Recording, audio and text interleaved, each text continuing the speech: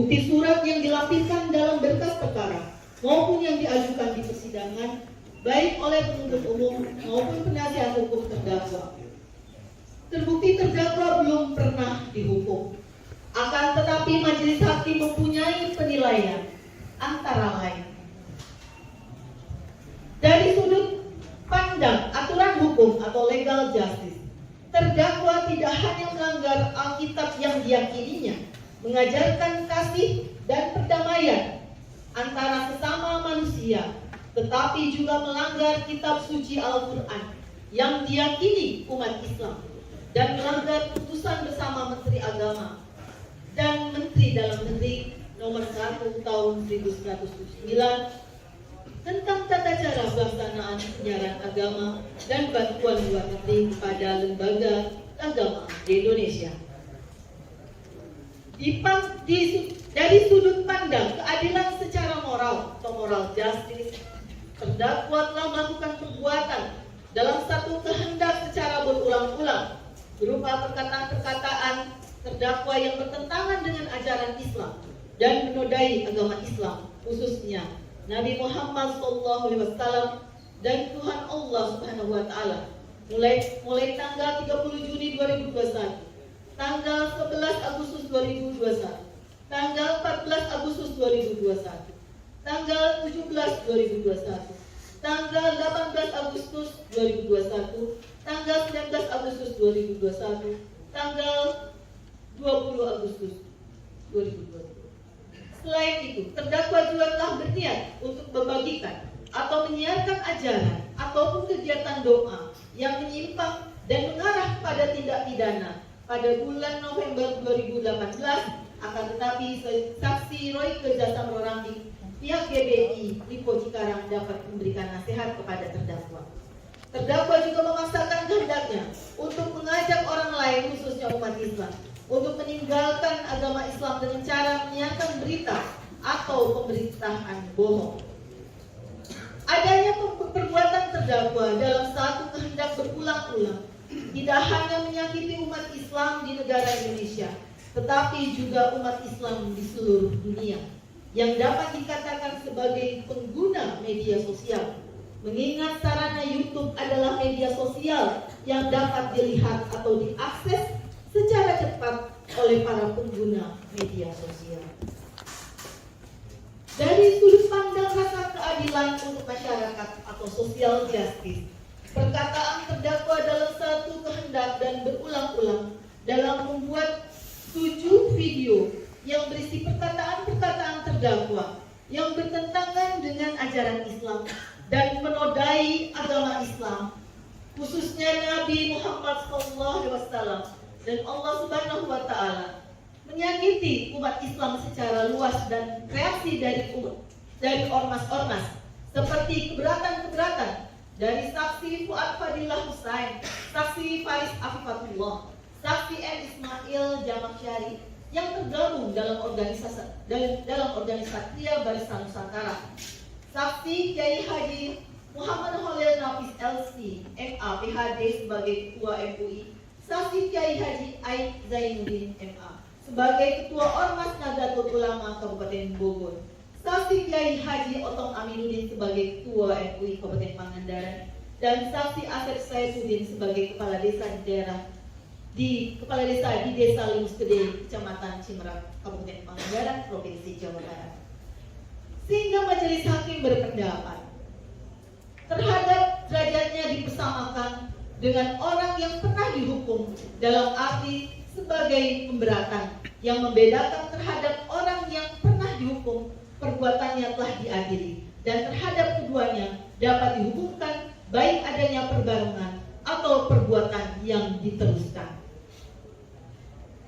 Menimbang bahwa mengenai terdakwa sebagai tulang punggung dan terdakwa bersikap sopan di persidangan, majelis hakim berpendapat tidak dapat disandingkan dengan akibat-akibat yang dapat timbul dari perbuatan terdakwa, seperti disintegrasi bangsa dan merusak generasi penerus bangsa yang akan menjadi akar bangsa Indonesia di masa yang akan datang. Menimbang bahwa terhadap bukti-bukti surat yang irelevan dalam perkara ini, tidak perlu majelis hakim pertimbangkan lebih lanjut. Menimbang bahwa oleh karena terdakwa telah melakukan penangkapan, telah dilakukan penangkapan dan penahanan yang sah, maka masa penangkapan dan penahanan yang telah dijalani dikurangkan seluruhnya dari pidana yang dijatuhkan serta perhitungan masa pembantaran yang telah dijalani terdakwa selama sakit.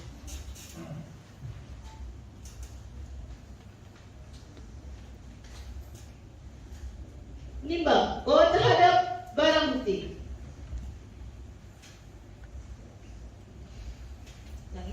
menimbang bahwa sebelum putusan ini mempunyai kekuatan hukum tetap, maka terdakwa tetap berada dalam tahanan.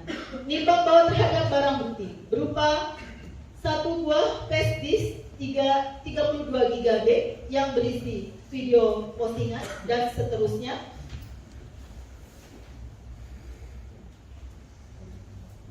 statusnya akan ditentukan dalam amar putusan di bawah ini.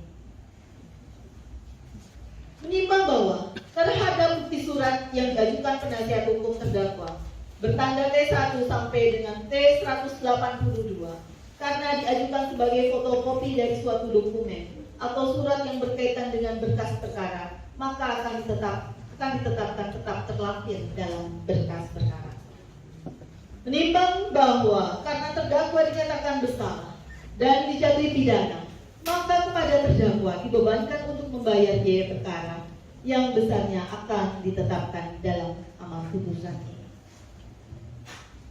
Menimbang bahwa dengan mempertimbangkan hal-hal tersebut di atas, menurut majelis hakim, pidana yang dijatuhkan terhadap diri terdakwa sebagaimana tersebut dalam amar putusan ini sudah setimpal dengan kadar kesalahan terdakwa dan mendekati rasa keadilan.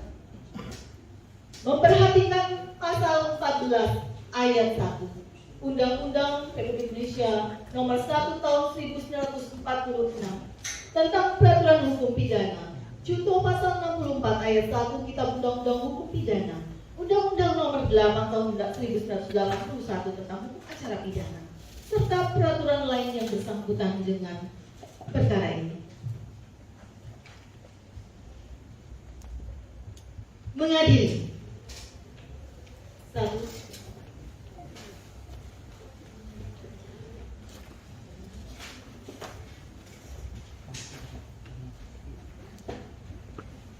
Mengadili. Menyatakan terdakwa H.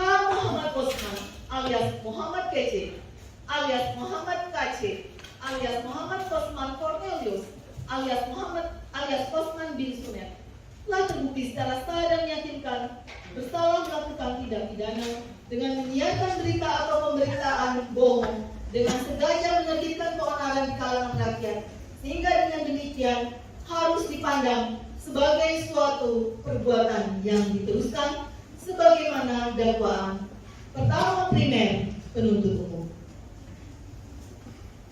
2. Menjatuhkan pidana.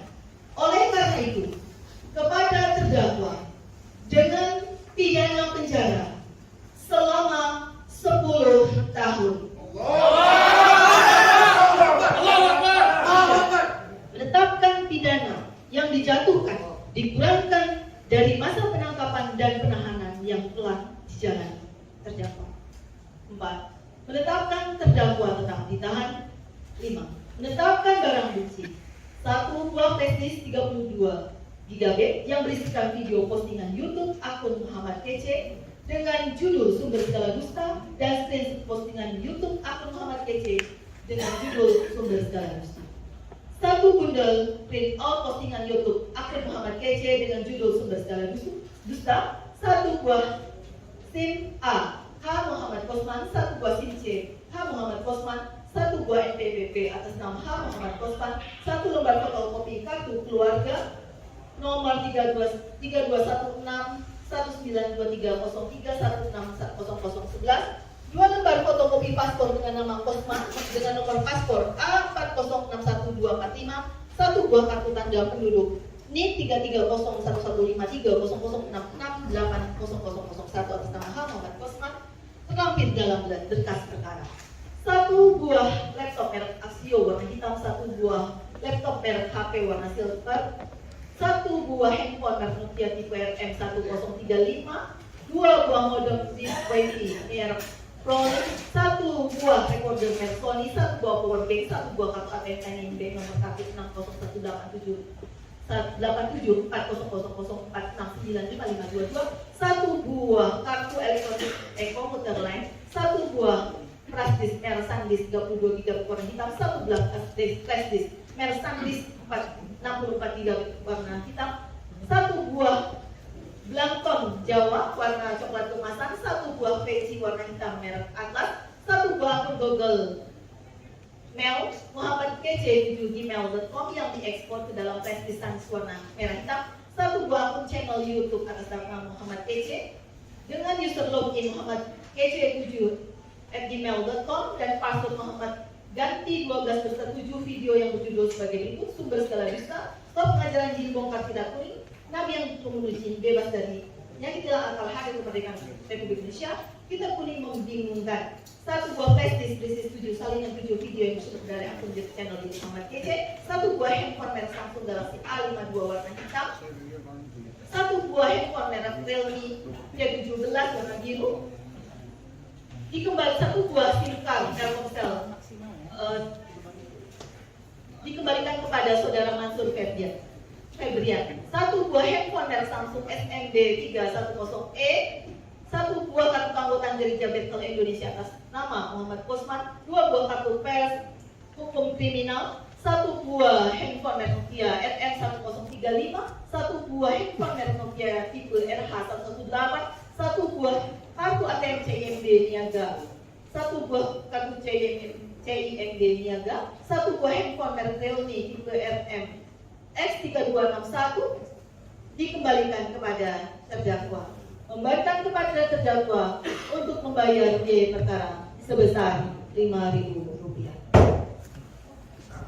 Demikian diputuskan dalam rapat musyawarah Majelis Hakim Pengadilan Negeri Ciamis pada hari Jumat tanggal 25 Maret 2022 oleh kami, Bibi Purnamawati SHMH selaku Hakim Ketua, Ahmad Yunugraha SHMH dan Rika Emilia SHMH masing-masing sebagai hakim anggota. Putusan mana diucapkan pada hari Rabu tanggal 6 April tahun 2022 dalam persidangan yang terbuka untuk umum oleh Hakim Ketua dengan didampingi para hakim anggota tersebut, dibantu oleh Enda Juanda dan Eno SH Panitra Pengganti pada Pengadilan Negeri Ciamis, dengan dihadiri oleh Jaksa Penuntut Umum pada Kejaksaan Agung Republik Indonesia dan Kejaksaan Negeri Ciamis di hadapan terdakwa dan didampingi oleh penasehat hukumnya.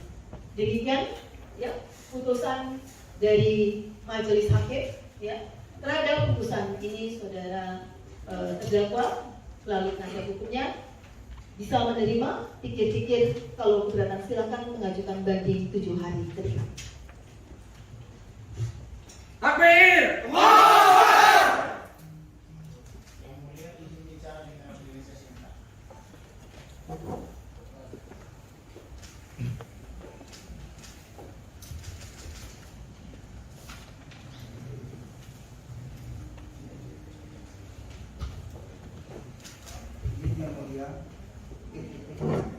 Pikir-pikir ya, dari jaksa penuntut umum. Pikir-pikir ya. Sidang nyatakan selesai.